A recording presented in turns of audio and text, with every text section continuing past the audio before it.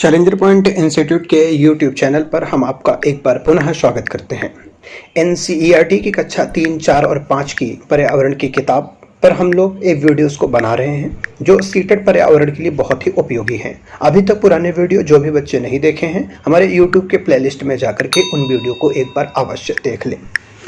चलिए क्लास को शुरू करते हैं। सबसे पहला टॉपिक आज हम उठाते हैं जल, जो हमारी परीक्षा के लिए बहुत महत्वपूर्ण है। आपको बतलाते चलो बेटा, जो हमारी पृथ्वी है, इस पृथ्वी पर 71% एरिया जो है जल से घिरा हुआ है और 29% एरिया जो है स्थल के रूप में है। स्थल मतलब जिसपे जंगल है, पेड़ है, पौधे हैं, जीव जंतु हैं, निवास कर रहे हैं, वो स्थल के रूप में 29% है। 71% एरिया जो है और पानी के रूप में घिरा हुआ है, पानी से घिरा हुआ है, जिसमें समुद्र है, नदियां हैं, झील है, तालाब है। और ये जो 71% एरिया में जो जल है, इसका 97% जल जो है खारा जल है। खारा जल का मतलब समुद्रों में है। इसमें सोडियम क्लोराइड की मात्रा बहुत ज़्यादा होती है, जिसके कारण काफ़ी खारा होता है। और 3% जल जो है वो मीठे जल के रूप में है, जिनमें से 2% बर्फ के रूप में जमा है और 1% नदी, झील, तालाब में चल रहा है या भूमिगत के रूप में है। और वही 1% पर हम लोग अपने पूरे जीवन का यापन कर रहे हैं। पानी का दोहन ना हो, पानी का गलत तरीके से इस्तेमाल ना हो, इसके लिए कानून बनाए गए। तो अगर आपसे पूछे जल संरक्षण अधिनियम कब बना, तो 1974 में बन करके आया।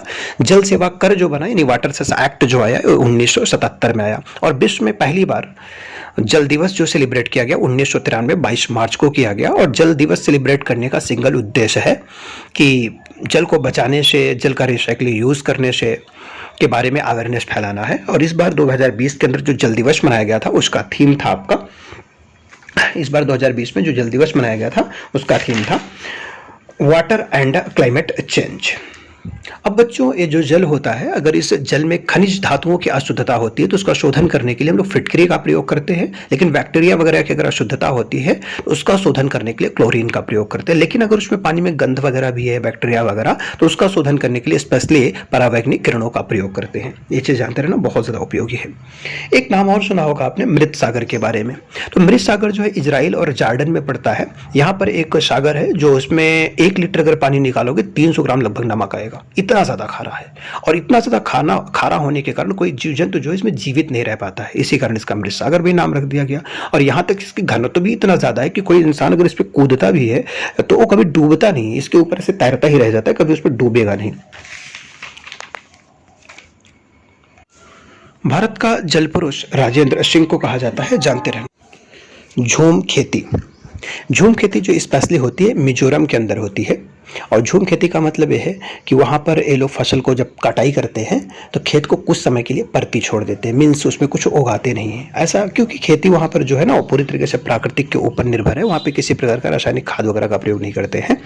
तो मिट्टी की उर्वरकता को बढ़ाने के लिए जब कुछ समय तक खाली छोड़ देते तो उसमें ढेर सारे पेड़ पौधे वगैरह उगाते हैं छोटे छोटे। तो उसको क्या करते हैं लोग, काट करके उसी खेत में जला देते हैं। तो उसके राख जो होती है वो उर्वरक क्षमता को बढ़ाने के काम करती है, मिट्टी की उर्वरकता को बढ़ाने के लिए काम करती है। स्पेशली जो यहाँ पर फसल होती है वो फसल होती है धान की। और ये जब धान की फसल कटती है तो ये लोग जो है एक नृत्य करते हैं जिसे बोलते हैं चिराव नृत्य। और ये चिराव नृत्य जो होता है महिलाओं के द्वारा किया जाता है, जिसमें ये लोग कुछ विशेष परिधान पहनती है जिसका नाम है पुआंछी, कवरछी, थिहान, वकिरिया। ये सब इनके कपड़े हैं जिसको ये लोग पहनते हैं। और इस नृत्य को करते समय कुछ वाद्य यंत्र भी प्रयोग करते हैं, जिसमें 2 प्रमुख हैं, गोंग और नाद। 2 प्रमुख यंत्र भी बजाते हैं इस नृत्य को करते समय, जानते रहना। और एक खेती होती है मिजोरम के अंदर, बहुत ही इंपॉर्टेंट ये भी है। पेपर में यहाँ से विगत वर्षों में भी सवाल पूछा गया है।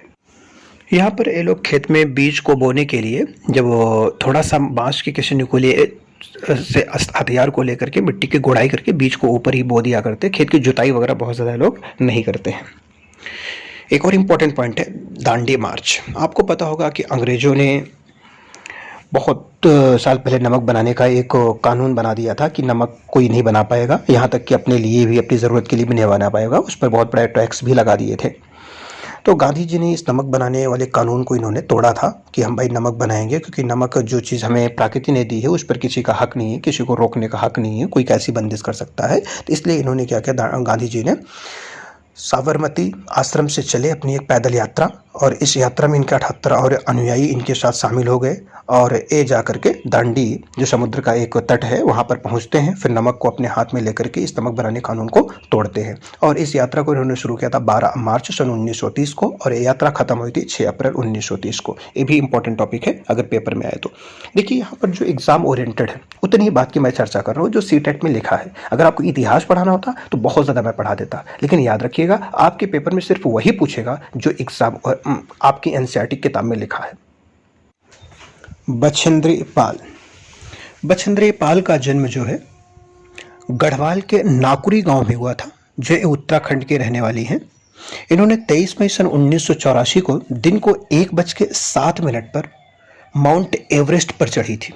माउंट एवरेस्ट की ऊंचाई 8,848 मीटर है, और ये माउंट एवरेस्ट पर चढ़ने वाली भारत की पहली महिला थी और विश्व की 5वीं हैं। और इस माउंट एवरेस्ट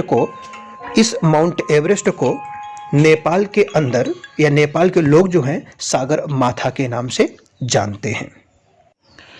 करणम मल्लेश्वरी आंध्र प्रदेश की रहने वाली हैं, और यह वेट लिफ्टर है, मीन्स भार को उठाती हैं। इनके पिताजी एक पुलिस कांस्टेबल थे और अपने 12 वर्ष की उम्र में ही वेट लिफ्टिंग करना शुरू कर दिया था। 130 किलोग्राम भार वर्ग में है। भारत के बाहर इन्होंने अब तक 29 मेडल जीत चुकी हैं। इनके 4 सिस्टर भी हैं, वे भी वेट लिफ्टिंग का काम करती हैं। आंध्र प्रदेश के अंदर एक पोचमपल्ली नाम का जिला है, जहाँ पर एक छोटा सा गांव है मुख्तारपुर। यहाँ के ज़्यादातर लोग बुनकर हैं, बुनकर परिवार के हैं, और ये लोग बुनाई का काम करते हैं। इनकी एक बुनाई बहुत ही प्रचलित है जिसको बोलते हैं पोचमपल्ली बुनाई, और ये साड़ी स्पेशली बुनाई करते हैं। ये सवाल आपके सीटेट में पूछा भी गया है, बहुत ज़्यादा इंपॉर्टेंट है आपकी सीटेट परीक्षा के लिए। थैंक्स फॉर वॉचिंग मी। आप हमारे वीडियो पे बने रहिए। चैनल को अगर सब्सक्राइब नहीं किए हैं तो सब्सक्राइब कर लीजिए। आपके लिए ऐसे ही इंटरेस्टिंग और इम्पोर्टेंट वीडियो लाते रहेंगे। Thank to all of for visiting us.